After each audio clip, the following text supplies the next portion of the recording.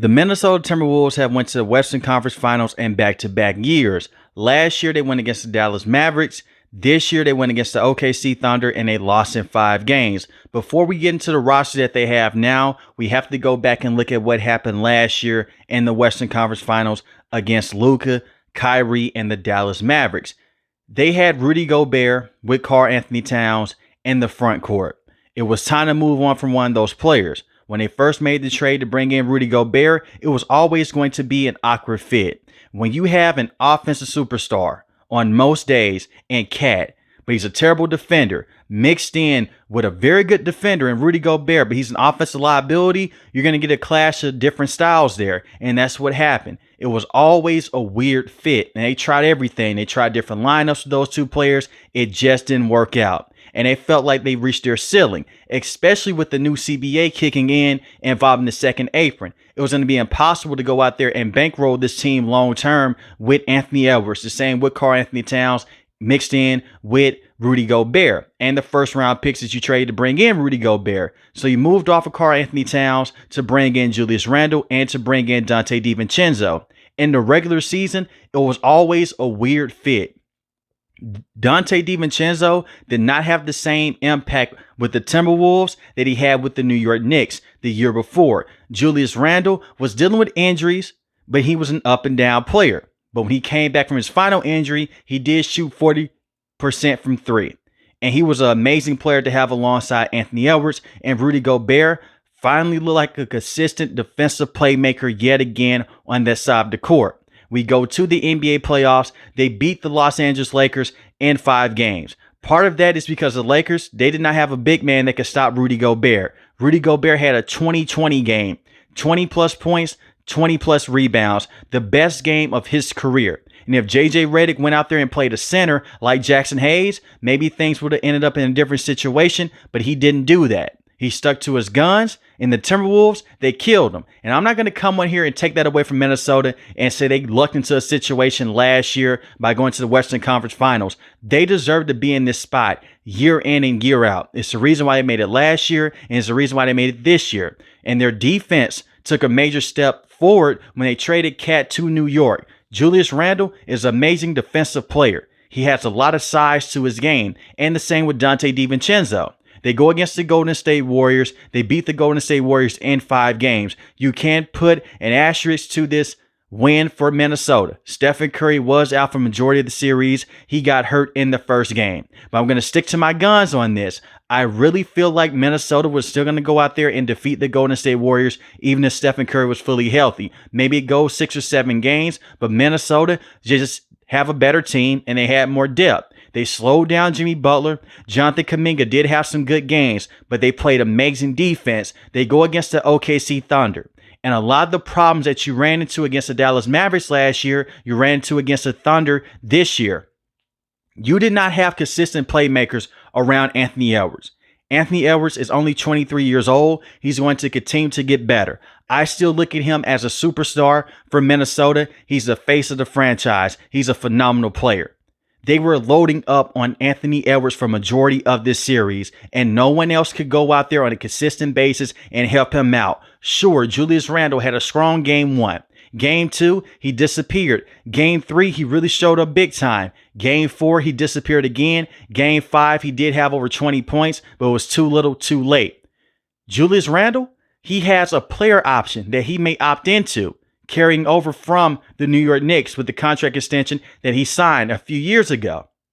And I look at Julius Randle. He's not a bad player. If he can be more consistent, playing alongside Anthony Edwards, that's a very good number 2 option to have besides Ant. But I look at Julius Randle, he'll be a better number 3 option than he is as a number 2.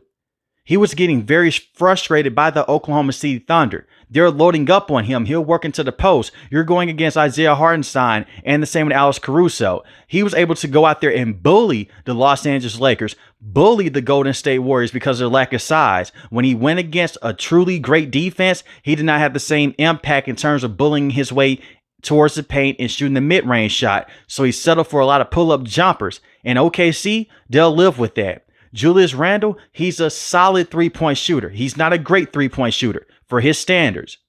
And against OKC, they exposed him. And the same with Anthony Edwards. Anthony Edwards had 2 strong games back-to-back, Game 2 and Game 3. He needs to be better as an offensive playmaker, and he needs to do a better job in terms of operating in the mid-range spot. By looking at Anthony Edwards, you're not going to trade him. He's an amazing player. Julius Randle, hopefully he can come back next season. But you have bigger problems besides bringing back Julius Randle. Naz Reid has a player option similar to Julius Randle. He may opt out of that deal for more money, and it's a lot of smoke to this fire. He may go to the Houston Rockets if they offer him a major contract if he wants to leave in free agency. Naz Reid has been one of the best bench players that you can have over the last few years, and he's a huge part of the bench with the Minnesota Timberwolves. He's a backup center playing behind Rudy Gobert, and they really need him to stay with this team long term. I look at Rudy Gobert. He's not a free agent anytime soon.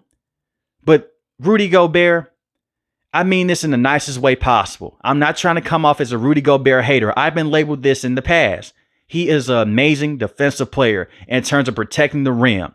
He has terrible hands. I have never seen a player be 7 foot and he doesn't want to make open layups, and he can't dunk at the rim on a consistent basis. Rudy Gobert is one of the worst offensive players in the NBA. He's terrible. So look at what OKC did. We don't have to worry about Rudy Gobert. We'll just phase him out. We'll load up on Ant. We'll load up on Mike Conley. We'll load up on Julius Randle. We'll force everyone else to beat us. And the role players did step up. And Dante DiVincenzo, Nickeil Alexander-Walker, Anthony Edwards wasn't able to do much because they were still loading up on him. This is what I'm saying. They need to bring in some more offensive firepower around Ant here. But look at Rudy Gobert making $35 million a year. It was a stretch in this series against OKC to where he was only averaging 3 points a game. See if you can move off of Rudy Gobert. And if you can't, you're just stuck with him. But I look at that trade and I still scratch my head because of all the first round picks that you gave up for Rudy Gobert. He's a solid center. But the lack of his offensive game is going to show in every single series moving forward. And I don't know if you can ever win a championship with him being your starting center. And even at the rim, he'll get exposed. We've seen him get dunked on. We've seen centers like Jokic give him a lot of problems in the interior. The same with Şengün for the Houston Rockets. And this is another thing that I want to bring up with Minnesota. They're going to make changes this offseason. You made that major trade when you lost to the Dallas Mavericks a year ago in the Western Conference Finals. And if I'm talking about offensive players to bring in to help out Anthony Edwards here, I'll love to see Kevin Durant. See what you can get for KD from the Phoenix Suns. The Phoenix Suns, they have to dismantle that roster with Bradley Beal, with Devin Booker, with Kevin Durant. For the ones that don't know, Bradley Beal has a no trade clause. You don't trade for Bradley Beal. See if you can go out there and get Kevin Durant. They'll take a bunch of first round picks if you have them. They'll take some of those depth pieces.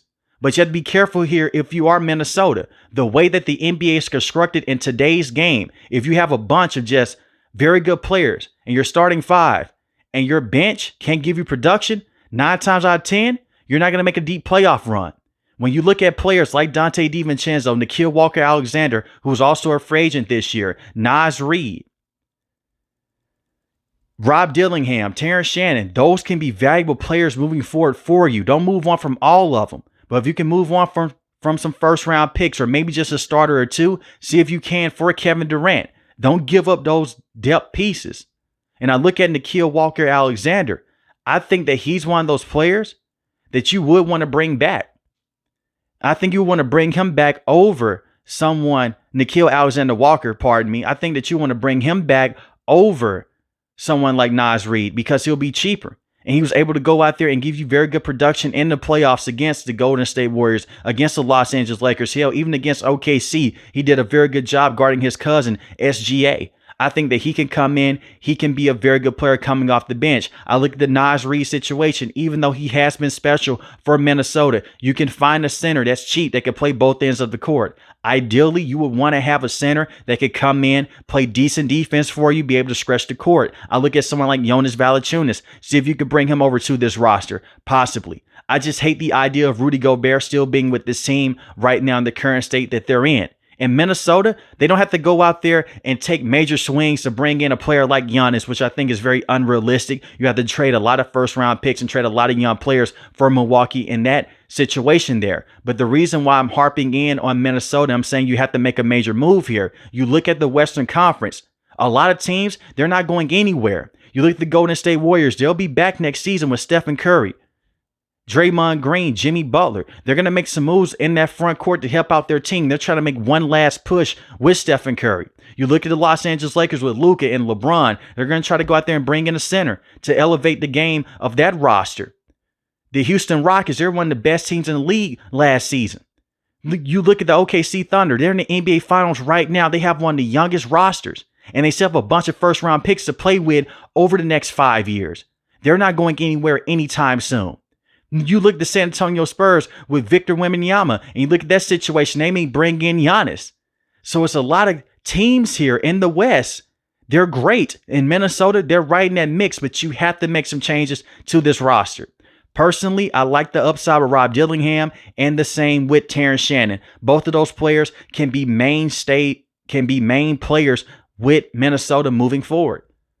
But if you can bring in a veteran piece like a Kevin Durant, or bring in an extra scorer to help out Anthony Edwards in the backcourt, that'll definitely help everything out long term. I look at Mike Conley. At this stage of the game for Mike Conley, he is entering the last year of his deal. Next season should be his last season with Minnesota. He's not a terrible player, but he's not the same Mike Conley that he was with the Memphis Grizzlies. Even when he first came over to the Timberwolves, he can't score off the dribble anymore. He can't create his own shots on a consistent basis. He can every now and then, but it's not good enough to get them to the next level. You need to have a playmaking point guard. Ideally, that would be Dante DiVincenzo, but that's not his game. That's not his role. You go out there with someone in the backcourt that can take pressure off of Anthony Edwards. Hopefully that could be Rob Dillingham. Maybe it is him. Maybe it's Terrence Shannon. Someone that can go out there, orchestrate your offense, slow things down, knock down the timely threes, give you great defense. That can definitely help propel them forward. And then you have Mike Conley come off the bench. But Minnesota right now, they're not in a terrible spot. You get to the Western Conference Finals and back-to-back years. What does suck is the fact that you don't know if you're going to get to this spot anytime soon because of how tough the Western Conference is. I will say this, though. Tim Connolly is one of the best basketball minds that you can have in the front office. He helped structure that team with the Denver Nuggets many years ago. And he helped make that move to bring in Julius Randle, and the same with Dante DiVincenzo. I trust him as a basketball mind. But I look at someone, once again, like Kevin Durant, a playmaker in the backcourt for Anthony Edwards. If you can solve in those two needs right there, there is no reason why the Minnesota Timberwolves cannot be a championship contender over the next year or two for sure. And I look at it from this standpoint. Ant, he's going to only continue to get better. That's one thing that I know for sure. Him and Jaden McDaniels, and you don't trade Jaden McDaniels either. You have him on a team-friendly deal for the next 4 years. He's a very good 3-and-D player. Great defensively, can hit down those threes, and he was able to go out there and create shots for himself and for others towards the end of the season. And I look at their head coach and Coach Chris. I know that he's going to have a bad reputation right now because the losses that he suffered in the Western Conference Finals to the Dallas Mavericks and the same with the OKC Thunder. But it happens. We've seen some of the best coaches in NBA history. They have some ugly losses and some of the best players. It's just a growing phase right now with Minnesota. But stay the way that you are. Try to bring in as much talent as you can. Trade off some of those first-round picks you have to bring in a veteran. But the way that the Minnesota Timberwolves are constructed right now, they need to be better in the front court and in the back court around Ant. But let me know in the comment section below, what should they do this offseason? If you're new to the channel, hit the subscribe button. If you like the video, hit the like button. Most importantly, want each and every last one of you guys stay safe, stay positive. Thanks for the video, guys. God bless.